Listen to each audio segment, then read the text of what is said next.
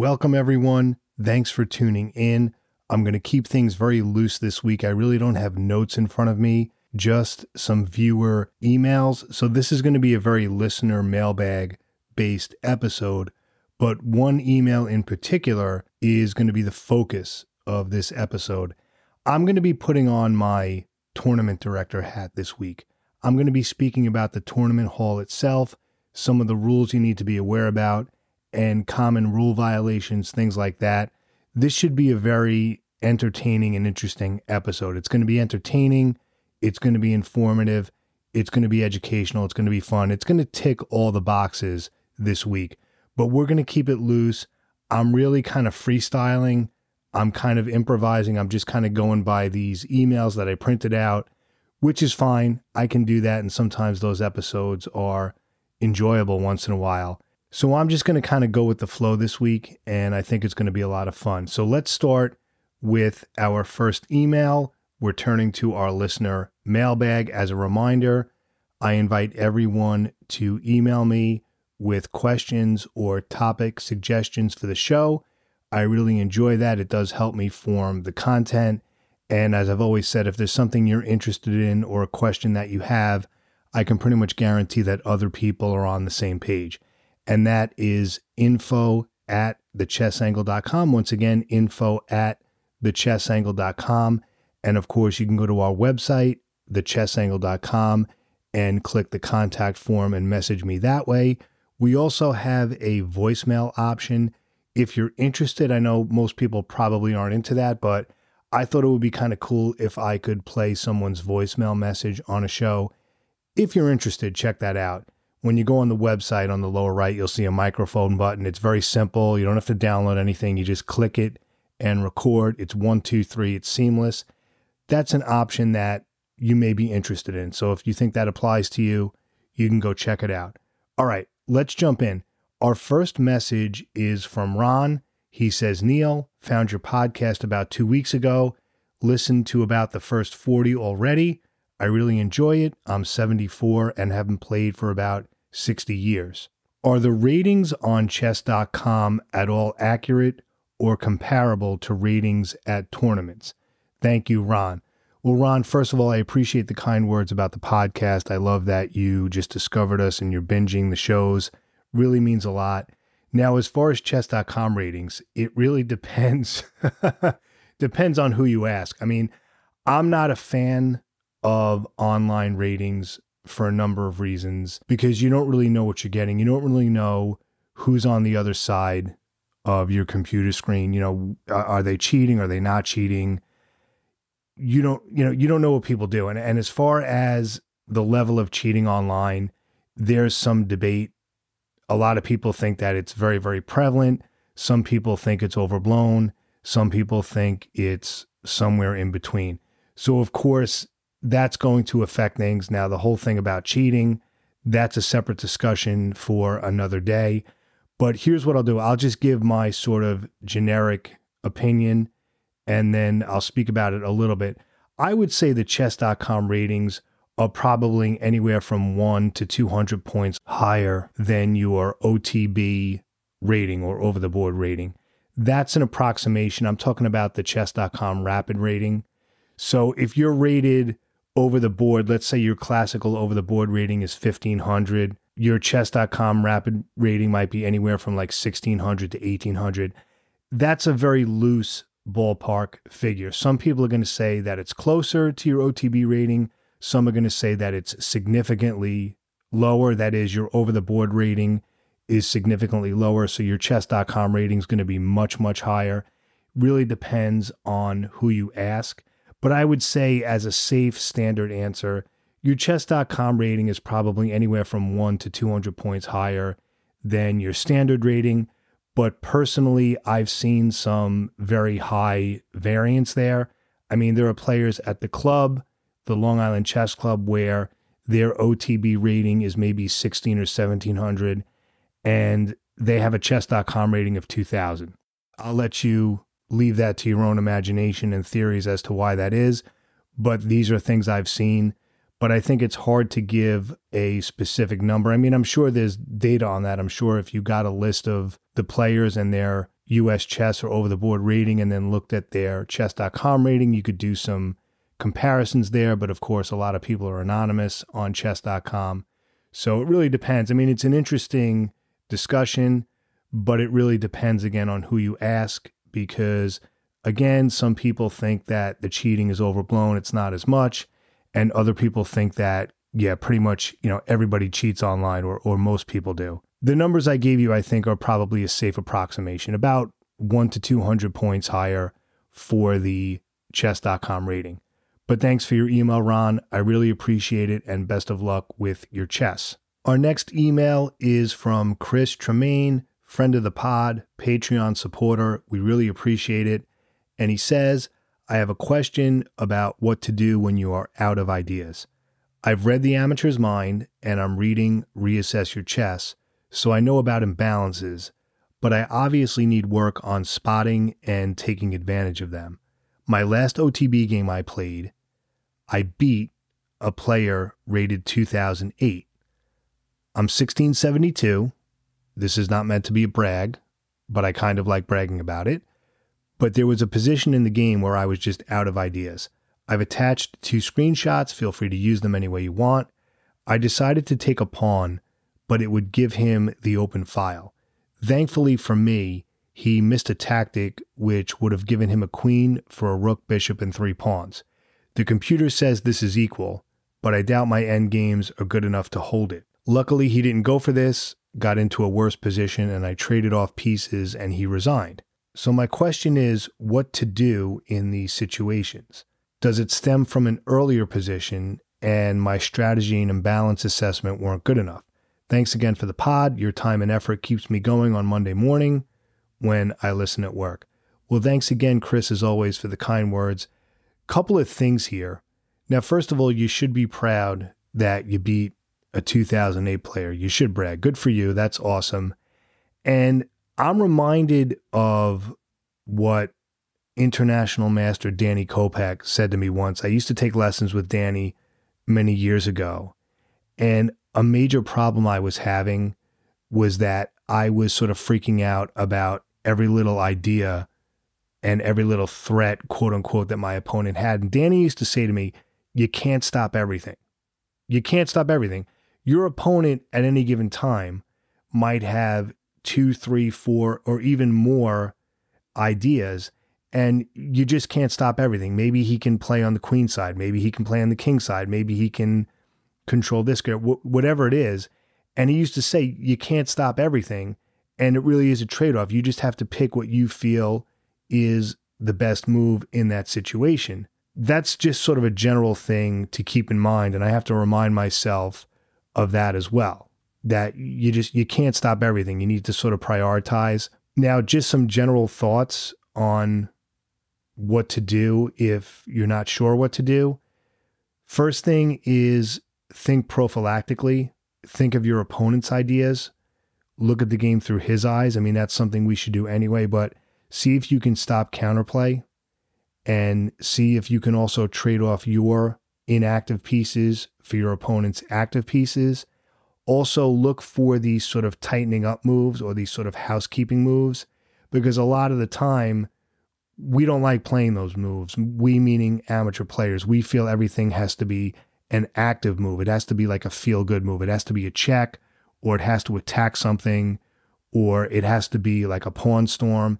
And when it's, say, a backwards move or a retreating move or something a little more subtle, we feel like we should have been more active. And yes, you want to look for active moves, but in those sort of tricky positions where you're just really not sure what to do, and then every idea you come up with, you realize is a mistake. Well, if I do this, then he has this. Yeah, that's what makes the game difficult. Those are tricky positions, and a lot of blunders happen in those situations. Just look for these sort of tightening up moves where, for example, let's say you castled queenside. You can maybe move the king over 1 square so it's closer to the corner and it protects that pawn. Things like that. Maybe a piece is undefended and could possibly be vulnerable to a tactic. Maybe a knight isn't on the best square, so you have to move it backwards to move it forward. Things like that.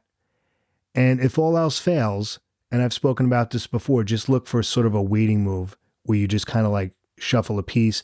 Now, again, That's not a style of play. I'm not saying that that's how you should play. That's a weapon of last resort. If you're really, really stuck and you're not sure what to do, and if all of your candidate moves seem to be mistakes, just kind of shuffle a piece, make like a nothing move, and your opponent might then be the one to blunder. Because if you're really not sure what to do and it's that kind of position and your opponent is about the same strength as you, or even if he's not, even if he's higher or lower, it really doesn't matter. But it's a good bet that your opponent might be confused as well. So let him to be the one to force things and be impatient, right? But that whole idea of sort of waiting moves where it's almost like you're passing a turn onto your opponent, again, that's kind of a weapon of last resort. But at our level, that can be very, very effective. Now, if two GMs are playing each other, that whole idea of waiting moves is going to lose them the game, because GMs are strong enough that they can find the sort of mistake in that. They can find that. They can squeeze out the win, I should say, from just that very, very slight advantage. Whereas at our level, it's not as damaging. So something to think about there. And yeah, I like what you said about how the computer says it's equal, but you doubt your end games are good enough. Yeah, when the computer says something is equal or white is winning or black is winning, seeing that the computer says that is one thing, but actually executing that is something else. And that's why I always say, when the computer says that one side is better or slightly better, that really means equal when two humans are playing. I mean, unless the evaluation is something ridiculous. I mean, if you're down two pieces and it says your opponent is up like +7, well, that's pretty accurate. But if it says your opponent is up like +1 or even, maybe +1.5, something like that or less, that's always not necessarily decisive. Even if your opponent's up a pawn or even 2 pawns, anything can happen at the amateur level. So while I do believe analyzing your games with an engine is extremely important, the actual evaluation bar during the game is almost a non-issue at the amateur level. So I just kind of wanted to throw that in there. But thanks for your question, Chris. Just some things to think about. And now we're going to move on to the meat of this episode, which is going to be about the actual tournament hall, playing in tournaments, and specifically some of the chess rules that are often violated, that are often misunderstood, and some common situations that arise. And this email, which forms the basis of most of this episode, comes from Pat Barron. Pat is a tournament director in Pennsylvania, and he sent me this list that he put on the website for his club for his players so that they can refer to it and understand the rules. He was kind enough to send it to me, wanted my opinion, and I'll tell you up front, I can relate to a lot of this. I think it's a great list. It's going to be a great conversation. So I'm going to read his list and then kind of comment on each one. But first, let me read Pat's email. He says, here's an idea you might use for a future episode. Maybe not worthwhile for a full episode on its own, but possibly incorporated into something else. Well, I'll tell you, Pat, this pretty much is going to be its own episode because what you sent me was really, really cool. I enjoyed reading it.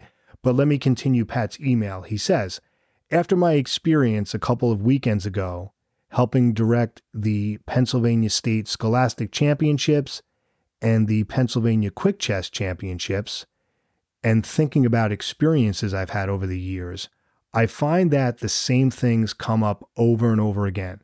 So I wrote up a little post on my club's social media site that I titled, Things Tournament Directors Want You to Know. It's more aimed at beginners, novice players, though sometimes I get some of them with more experienced players who should know better, or just trying to game the system somehow. The immediate inspiration for this came to me when, yet again, because this has happened to me a number of times before, a player stopped their clock and put their hand up, and when I got over to the board to see what was up, they wanted me to look at the board and asked, "Is this checkmate?" and were very frustrated when I couldn't tell them. I'd be interested to hear about your own experiences in directing and anything that you've seen come up frequently that you wish players, especially those who are new to organized OTB chess tournaments, would just know. Well, Pat, thanks for your email. And I did request the list. I'm going to read from it now. But going back to that first paragraph, you said this list is mostly for beginners. But believe me, I've had masters who didn't know basic rules. I've had masters who mess up draw offers and touch move on a regular basis. But like you said, it could be that they're just trying to get away with one. So these rules are definitely for everybody, regardless of whether they have initials in front of their name or not. And I'll say up front that there are 4 things that come up frequently. Now, what I did, now this truth be told, I said, before I look at your list, I'm curious as an experiment. I wrote these down before I looked at your list. And as we'll see, we do share a lot of these. So these are very common, I guess, in amateur tournaments everywhere. And so what I wrote down, and I wrote these down before I actually read your list. Number 1 was that players don't know how to set their clock, which drives me crazy. I'll talk about that when we get to it. Number 2, draw offers are done incorrectly all the time. But if your opponent says, I offer a draw, even if it's done improperly, it still counts. We'll get to that. Number 3, touch move is always a thorny issue. And number 4 is when they complain or want me to make a ruling after the game is over and they've posted the result. That's another thing that drives me crazy. So we'll get into those. So it's funny, I wrote those down, and then as I read your list, you touched on all of those as well, Pat. So let's take these one at a time. And again, I really want to thank Pat for providing me this list, because it's a great springboard for me to discuss this stuff. And so again, I'm putting on my tournament director hat this week. We're stepping into the actual tournament hall. We're getting into some of the rules and procedures rather than like chess theory and openings. So we're going to mix it up a little bit. And I think this is going to be a lot of fun. So here we go. All right. So the first thing on Pat's list, he says, this is item number 1 because it's literally the most important thing I have to say here. If you read nothing else in this list, read this part. If you experience an issue during a rated game that you want a tournament director to intervene in, you've got to tell us about it at the time it actually happens. The procedure is, you pause your clock and then you go looking for a tournament director, or you raise your hand to get a tournament director's attention. Do not wait until after your game is over and the result has been reported before you report the problem. At that point, a TD's options for providing you with any meaningful relief for the issue are very limited, if non-existent, even if your claim is completely correct. You have to tell us immediately at that very moment the issue occurs, or as soon as you realize there is an issue. Well, Pat, can I get an amen? Can I get an amen? You are absolutely right, and I agree. And that was, as you remember, one of the things that I wrote down before I read this. Happens all the time, I can't even tell you, where the game is over and then the complaints start. Well, he shouldn't really win because he was fidgeting the whole time. Or, back on move 15, he kind of touched a piece and then moved something else. Or, he kept getting up from the board and checking his phone, during the game. Or, he got up from the board and he was gone for like 10 minutes at a time. Or, he kept looking over at his, all these different things. And what it stems from, this is what it stems from. There's no I don't need to do a research study on this. They're annoyed that they lost the game, especially if their opponent was, say, a child or someone much lower rated. They're annoyed that they lost the game, and tempers are flaring. It's heat of the moment, the adrenaline, and they're just trying to sort of salvage it. They're angry, and losing is very hard on the ego, and they're just trying to wiggle their way out of it. And so, Pat, 100%, I deal with that myself. And I tell the guys all the time, I go, if there's an issue, you have to tell me at that time. Or, I'll get, my opponent, he wasn't keeping score. Once the game is over and you report a result, there is pretty much nothing we can do.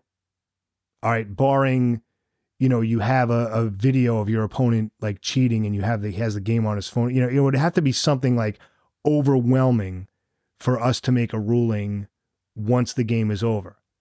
But people don't do that. And the reason they don't do it during the game is because they don't want to interrupt the game.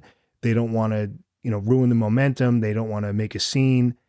But once the game is over, again, it's really, there's nothing we can do. And whenever the guys come up to me, I just shrug my shoulders and I'm like, why didn't you tell me what had happened? Oh, and the reason is, I'm going to tell you why, because if they had won the game, all of a sudden, this is not an issue, right? It's because they lost it, because it's never the winners that do this. You ever notice that? My fellow TDs can tell you that. Nobody wins a chess game and then goes over to the TD and then says they have a complaint.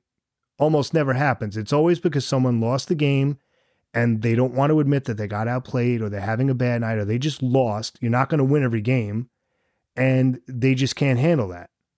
You need to tell us about any issues before the game ends and specifically right when it happens. So yes, Pat, absolutely on that one. So we're in full agreement there. Then he has 1A, which is sort of an offshoot of what we just spoke about not reporting something when it happens. And this is what Pat writes. There's a fairly common behavior where a player will keep a relatively minor rules infraction, like a touch move infraction or something like that, in their back pocket, quote unquote, only intending to report the infraction to a TD if they lose the game, expecting that in the event they can report the infraction to a TD and get the game result reversed, perhaps thinking that any rules infraction at all during a game is an automatic loss.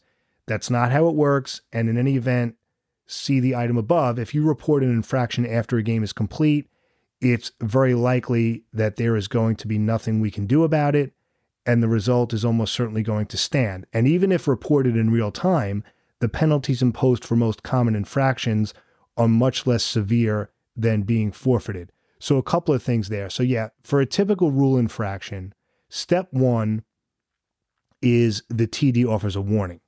All right. If it's like distracting behavior or something like that, the TD will say, all right, listen, you can't do that. And then step two is that you will give the opponent of the person who broke the rule 2 minutes on his or her clock. Now, usually one of those two will suffice. Usually if a TD gives a warning, that'll stop it 90% of the time. But if not, once you add time to your opponent's clock, that usually does it. So those are the standard penalties. Now, what Pat said about in their back pocket, like you saw your opponent do something, you think, all right, I'm going to tuck that away in case I lose the game. That's kind of what we talked about with Rule 1. But specifically here, this is for actual rule violations having to do with the pieces. Like the first thing about them complaining after the game, that was more for, oh, well, he was fidgeting, he kept getting up. But that same thing applies with actual rule infraction. So if there's an illegal move or a touch move thing or anything like that, you can't use that selectively, right? You can't say, okay, well, my opponent just violated the rules. I'm going to hold on to that. I'm going to tuck it away, keep it in my back pocket, like Pat says. And then when the game is over, I'll break it out if need to be. No. So the whole point of this is that whether it's a behavior thing or whether it's something involving the actual pieces, if you think a rule has been broken, you have to say something right then and there. But I'm also in agreement with you there, Pat, about the whole thing that they can keep something like that in their back pocket. Back on move 9, you touch the piece. Doesn't work that way. Touch move, as with a lot of other rules, have to be called, have to be mentioned, I should say, to the tournament director at the time it happens. All right, that's really the point of this. And then Pat goes on to say, for most common minor rule infractions, the most common penalty imposed is either a warning, basically saying, look, don't do that, or adding time to the claimant's clock unless the particular rule being violated specifies something else. We're not going to forfeit someone just because they made an illegal move. However, if a player is reported for making illegal moves several times in the same game, after being warned about it and or penalized multiple times, then we might forfeit them. It's a judgment call. Yeah, so that's kind of basically what I said. I kind of gave my own thoughts before I read that. Yeah, usually it's a warning. For a rule infraction, it's a warning. Then your opponent would get extra time. Now, what I do personally, if someone is clearly being a scooch, okay, you've given the person several warnings, or even just one warning, you've given time to their opponent. If they're just not getting it, then yes, I will forfeit them. And if the person does this week after week, if they are a chronic problem, then I just boot them out of the club. All right. Because what's going to happen is if you keep someone like that in the club because you're afraid to do something, it hurts morale. Nobody wants to play them. And, I want everyone to come to the club and have a good experience.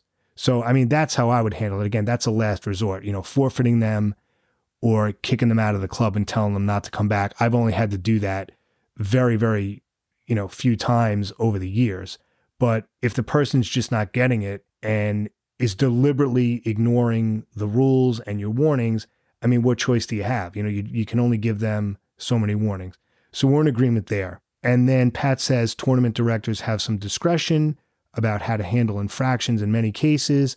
In particular, a TD might impose a more severe sanction for the infraction if they know you've committed the same infraction previously. Yeah, that's kind of what I was talking about. So, Pat, this whole thing about the rules and making rule claims at the time of the violation and then, trying to have it changed after the game, we're in complete agreement. Yeah, 100%. So you have it in Pennsylvania. I have it here in New York.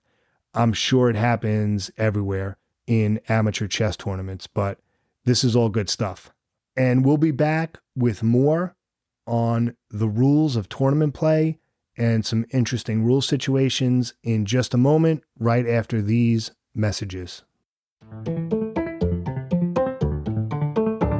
All right, so let's continue with this list of common tournament situations. Again, this is a list from our listener, Pat Barron, and he wrote this for his members so that they're aware of what's going on. So his next one is this tournament touch move? Yes, every rated tournament is touch move unless the advanced tournament advertising says otherwise. Most commonly in my experience, some blitz tournaments are run as clock move, or you're not committed to a move unless you press the clock. So yes, any USCF rated tournament, US chess, is touch move. It doesn't go by the clock. That's a common misconception. Someone will touch a piece. Oh, but I didn't hit my clock yet. Doesn't matter. That's kind of a street chess rule, I think. I mean, it's my understanding, like when they play in the park and stuff, it goes by the clock. But in US chess tournaments, rated events, the clock is irrelevant. If you touch a piece that can be legally moved, you have to move it. And it's funny, I was speaking to Tim Just about this. That's been a problem with a few players at my club where they're touching a piece and then they're denying it because I'm getting called over by the opponent. Oh, well, he touched it. And then it gets really thorny because the rule is unless there's a witness, if it's basically he said, and they're not agreeing, you really can't honor the claim. So I was thinking of adding a rule because it's such a problem at my club saying that, TD has discretion to honor touch move claims, even if there's not a witness. But I don't know. That's tricky stuff. See, I didn't think that was something I could make my own rule for. See, I know that for certain things, you can go against the US chess rules or have your own club variation as long as you announce that in advance. But I thought that was only for certain things. I thought that was only for certain things with draw offers or with time control. I didn't realize until after I spoke with Tim that you can do that for pretty much any rule. Now, the one rule that we do have at my club where I differ from the rule book is that I don't allow draw offers, or I should say draws by agreement, prior to 25 moves being made. So once the player with the black pieces has made his 25th move, then the players can agree to a draw if they want, which is fair. It's not like I'm saying it's 40 moves, but I'm not going to open the club up and turn the lights on and organize the tournament so that people can go E4, E5 and get a draw just to, win a small amount of money or something, or to get a prize, or to just, be in first place. And the reason I do that also, there was one player in particular where the early draw thing was a problem. What he was doing, he was a 2000 rated player. And what he would do, it was almost like he was trying to sort of like scam, finagle his way through the tournament with as little work as possible. So what he would do is, against lower rated players, he would play for the win. But as soon as he played someone rated the same or higher, he would offer these early draws. So his whole thing was, okay, I'm just going to get a draw against someone rated around the same level as me. and anyone lower rated, I'll play for the win. And he was making these early draw offers, and I kind of caught on to what he was doing. And then there was another player doing it as well, not quite as much. So I said, this is ridiculous. I said, this is a club level tournament. This isn't the US Open. It's a club level tournament. We're here to play. We're not doing this, E4, E5 or for a draw. Like, don't come to my club if you're going to do that. So I made the rule that you have to make at least 25 moves, right? Both players have to make 25 moves, and then you can agree to a draw, which is fair. I think that's fair. I've had zero blowback from that rule. I think it's a good rule for the club level, but I had to do that at my particular club because it was an issue. At another club, you may not need to. That was a bit of a tangent. I know we started talking about touch move, but the whole point I'm trying to make is that sometimes you kind of need to make your own rules depending on what's happening. And I may need to do that for touch move as well. I'm thinking about it, but I haven't made a move on that yet. No pun intended. Now, Pat continues to say, if you make a touch move claim and the claim is upheld, the penalty is that we enforce moving the piece that was touched or capturing your piece if one of your pieces was touched. The enforcement of the move is the penalty. There is no other penalty. If it starts happening repeatedly in the same game by the same player, we may choose to impose additional penalties based on repeated rule violations. If there is no legal way for the player to do any of the above, there is no further penalty. So if you touch a piece that can't move, let's say it's pinned to your king, if you touch a piece that has no legal move, that's not a touch move violation. You would get away with one. You'd have to move another piece. All right. Your opponent's not going to get forfeited because they touched a piece that can't be moved. It doesn't work that way. Now, interesting touch move situation. This actually happened last night. I'm not making this up.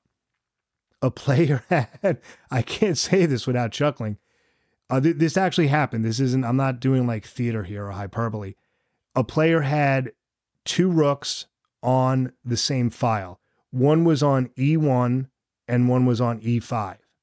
And what he meant to do, he meant to move the rook from E5 to E7, right, to his 7th rank.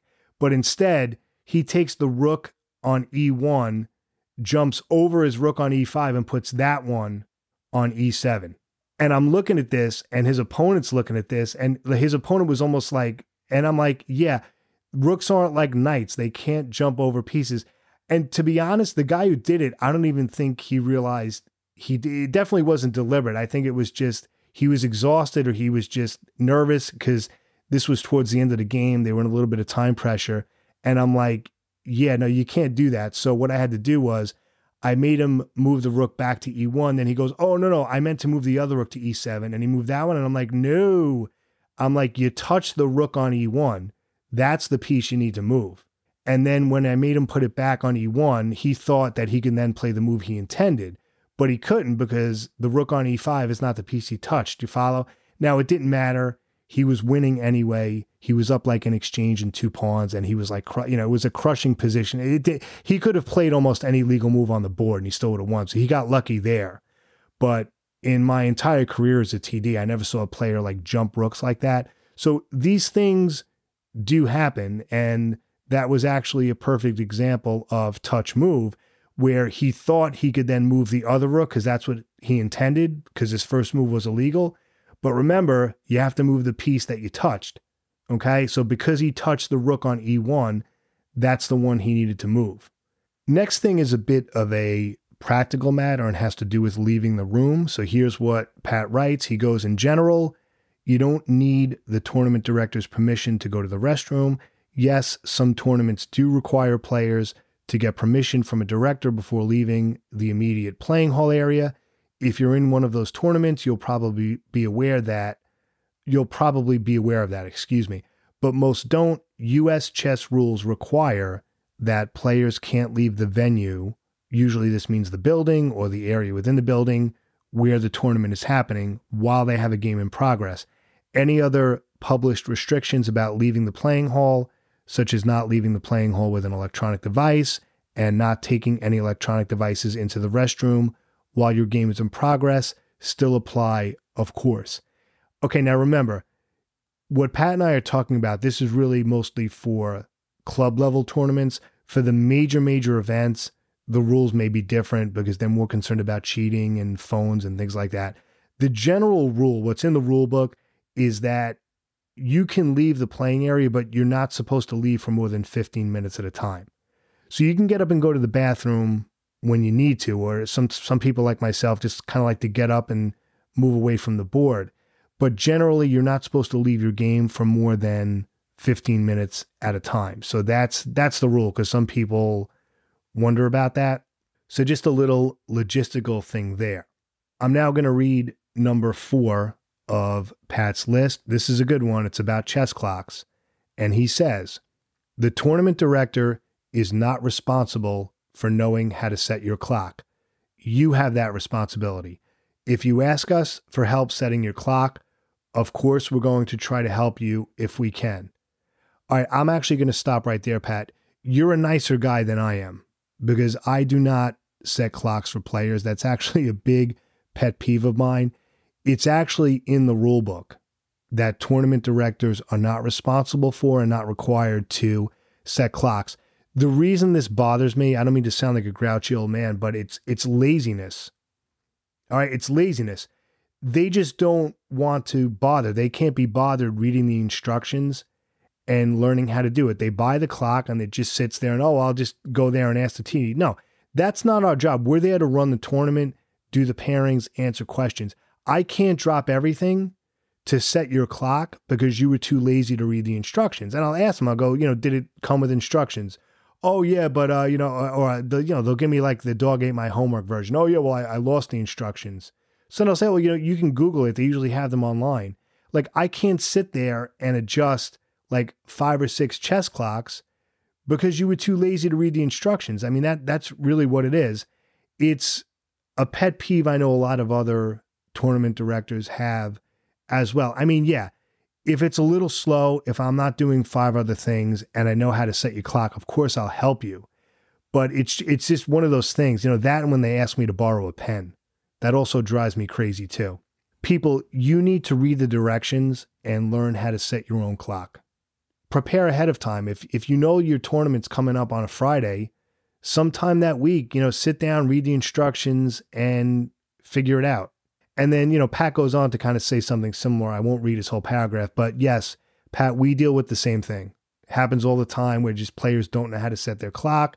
I'll also have players where the clock was set incorrectly and players will be like an hour or an hour and a half into the game and neither player is aware of it. And I mean, like, it's usually a significant difference. Like, it's a major sort of egregious mistake as far as how the clock was set. And they're oblivious. It's like an hour, 2 hours into the game, and neither of them realizes that the clock was not set correctly. They don't realize there was no delay, or they don't realize that, one player had like an extra half hour or something. These things happens all the time. Now, Pat has a sub paragraph for this 4A. He says the most common issue I see when someone has a problem setting their clock is that the delay, or possibly increment if the tournament uses that, is set incorrectly. And unfortunately, some very common clocks, like the ZMAR clocks, won't let you adjust the delay once you've started the clock. You have to write down the current times on the clock, then completely reset the clock, edit the settings, put in the times that you saved and wrote down, and then change the delay to whatever it's supposed to be. So it's really important to get this right. Using an incorrect delay can cause all kinds of logistical problems in a tournament, including making the round take longer than expected to finish, or in the worst case, delaying the start of the next round. So yeah, I'm in agreement there, Pat. Absolutely, about the increment and the delay. People also get confused about like an increment or a delay, what that is. A delay, which is sometimes called the Bronstein mode, that's what's used in over-the-board tournaments. That simply means that there's a pause or a delay. It ticks down that amount before your time starts in earnest, but you're not gaining time on the clock. An increment is like what you have on chess.com, where you actually gain time on the clock. So if it's a 10-second increment, but you only use 4 seconds of it, you're now gaining 6 seconds on your clock. Whereas with a delay, with, let's say, a 10-second delay, if you only use 4 seconds, your base time doesn't change, right? You don't gain those 6 seconds. So that's basically how that works. And, I've had players at the club where it's supposed to be a delay and they'll do an increment. And I'm wondering, like, why is there, so much time left? All sorts of issues with clocks. I mean, that's really the way to summarize this. All sorts of issues with clocks. Players don't know how to set them. They set them incorrectly. As such is the amateur chess scene. All right, the next thing Pat writes is another sort of logistical thing where he'll get comments like, I'm going to be like 5 minutes late for the start of the next round. Can you wait for me to arrive before you start the round? I promise I won't be more than 5 minutes late. What I'm going to do, I'm going to just kind of give my response rather than read his entire thing. Yeah, I get that too, where I'm going to be late or I might have to take a bye next week. What does that even mean? Like, I might have to, you're either taking the bye next week or you're not. Like, don't tell me you might have to take a bye. That means nothing to me. Either request the bye or don't. Now, as far as the late thing, if you're late, that's fine. The rule is, the USCF rule is, unless the tournament director agrees to something else, you have up to an hour or however long the game is to arrive, right? So if you're running late, you have an hour. If you show up after an hour, your opponent can claim a forfeit win. Now, for a forfeit win, that doesn't affect rating, but he still gets the point. But if you're running late, your opponent, the rule is they start the clock when the round starts. So when the director says, okay, start your clocks, the clock begins whether you're there or not. So if you're 5 minutes late, well, you're going to lose 5 minutes on your clock. We cannot make adjustments for your own personal schedule. I mean, it's amazing what people have asked me. I've had people who have asked me if they can make the club on a different night because it's more convenient for them. I'm not making this up. I had one parent, hey, have you thought about moving the club to Saturday?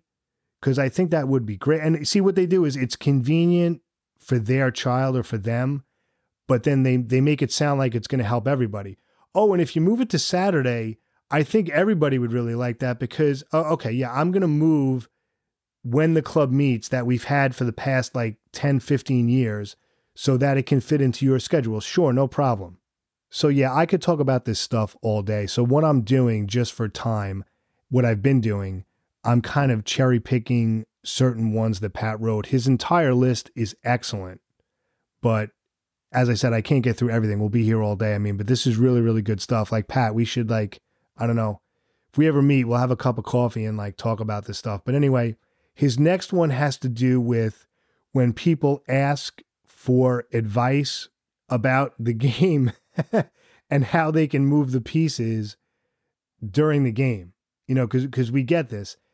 You don't get special treatment just because you're a beginner. Like, it's your responsibility to know what to do. Like, we can't, it's a rated game. We can't sort of explain things to you. So things like, this is what Pat writes. Let me say what he wrote. So Pat says, can I castle in this position? Is this checkmate? Unfortunately, I really can't answer questions like these other than to simply say that I can't provide an answer. You are responsible for knowing the rules of chess. Teaching you the rules of chess in real time is not part of the tournament director's responsibilities or role. In fact, doing so would be tantamount to providing assistance to a player during a rated game and would not be ethical. Just play the game according to the rules of chess as you understand them. If your opponent thinks what you're doing is wrong and needs to be corrected, they can make a claim and we can rule on the claim and whether it's correct or incorrect. Most tournament directors will be happy to have a conversation with you to answer questions you might have about the rules of chess, but not while your game is in progress. Yeah, that's very well said, Pat. I agree. Right. Is this checkmate? Can I castle? I mean, I had one guy maybe a month ago. When I castle queenside, how many squares does the king move over? It's like, it's almost funny looking back on it, but these are things we deal with. Now, the next thing Pat writes, which is number 7, he says, when your game is over, it is the responsibility of both players to report the result of the game. It's not just the winner's responsibility. Usually the game result is recorded by writing each player's result next to their name on the pairing chart. Write a 1 if the player won the game, a 0 if the player lost the game, and half or 0.5 if they got a draw. Some tournaments may have a different method of reporting results. If so, the TD will explain what you need to do. Yeah, both players have to check the score. And this is another big pet peeve of mine. Like, if you remember, my big pet peeves are if you ask me how to set your clock, if you ask me for a pen, and the other thing, which might be the worst of those three, is when a score is not reported. Like, it's the end of the night, I just want to pack up and go home, and there's not a score there. And usually what that means is the person who lost the game usually just kind of storms out of the hall, and then the winner either just got distracted or something, or they start looking at the game on an engine on their phone and they forget to do it. You need to report the score, people, okay? That's very important. And I've also had people write the score incorrectly. This also gets funny. Like, I had someone where it was a draw and they wrote stalemate instead of, half, they just put stalemate as if that's something else. That's still a draw. Okay. A draw is a draw, whether it's by agreement or threefold repetition or the 50 move rule or stalemate. It's still half a point, right? It's like you don't get 1.5 points for a win if you had like a brilliancy game or something, all right? It's just a point. But yeah, definitely make sure that you report the score when it's done, because that's another issue. All right, a few more things. What I'm going to do, just because we're approaching an hour, I could talk about this all day. I'm just going to kind of sort of give my own thoughts and sort of paraphrase what Pat wrote at this point, because it is a very long list, but it is quite good. And the next one has to do with the idea of advanced pairings. That's where, for a tournament, usually this is for the club level where it's only one game per week. What some clubs do, there was one club in New York that did it, they'll post the pairings in advance. I mean, literally 3 or 4 days in advance. Now, I will tell you, okay, I'm not going to mince words here. For me, my own opinion, that's like the dumbest thing on the planet for several reasons. First of all, when buys are requested, they're generally done last minute because, let's face it, you're not going to know if you need the buy until the last minute, right? Because that's when something comes up. I can't make it. My wife, my husband needs me to do something, or, my child has an event that I forgot about, or I have to take this one to an appointment. That's how it works. So it's understandable. So for me to post the pairings in advance because of buys, and then, you may get some new entrants as well, they're going to change. It makes no sense.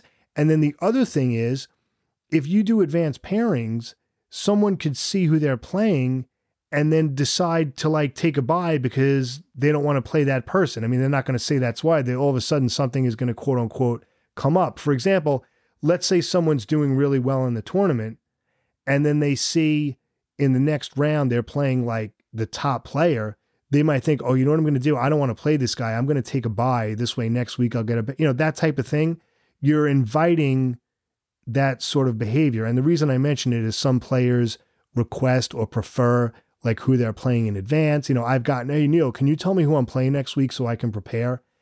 It's like, no, I mean, I don't really open my laptop and do the pairings until the next week when I actually show up to the club, because I'm getting people requesting buys or entering the tournament right up until we start, like a half hour before the round begins, which is fine. That's normal, right? I mean, when I'm playing tournaments myself, I've often had to do that because, like I said, usually when you need a buy, things often come up last minute. Not everything is something that you know about in advance. So the whole idea of advanced pairings, it's really illogical on its face. All right, so 2 more things, and then I'm going to end it there. The first has to do with honoring pairing requests. Like, I'll get players, oh, can you not pair me against this guy because, he's my buddy, or can you not pair me against this guy because, we just played in another tournament, 2 nights ago, and I don't want to play him again in the same week. And here's the deal. The rule is, the US chess rule is, tournament directors do not have to honor pairing requests. Okay, so I have every right as a TD to say, I can basically treat everyone like they're like I'm talking to a 5-year-old. You get who you get, and you don't get upset, right? That's basically what the rule says. As TDs, we do not have to honor pairing requests. However, there are times when I will honor them. In fact, there are times that they should be honored. So if it's a family thing, if it's like a father and son type thing or a coach and student type thing, of course I will honor the pairing request. In fact, I'll even insist on it. Okay. So that's legit. Or if it's like, two brothers, something like that, that's legit. But if you say, well, can you not pair me against this guy because I don't want to play him? No, I'm not going to do that. Can you not pair me against this guy because we just played last week, in another club? No, I'm not going to do that. Like I said, if it's a family thing or a coach thing, coach-student thing, that is certainly legitimate. And I will, in fact, I insist on honoring those because that's the fair thing to do. But as far as pairing requests, just because, you don't feel like playing someone because he's your buddy or you just played him, that we're not going to do, because if we have too many of those, then it can mess with the integrity of the tournament. But just know, there may be other TDs who are not as flexible as I am. And in reading Pat's, statement, he's in agreement, with me that there are reasonable times to do that. But just know the U.S. chess rules state that tournament directors are not required to honor pairing requests. But generally, the unwritten rule is, and it's been my experience, TDs will honor a pairing request as long as it's reasonable, right? As long as it's reasonable, which obviously would be, again, a family thing, a coach-student thing. So something to be aware of. And I will end with this as we're approaching an hour, because I don't believe in 2-hour podcasts.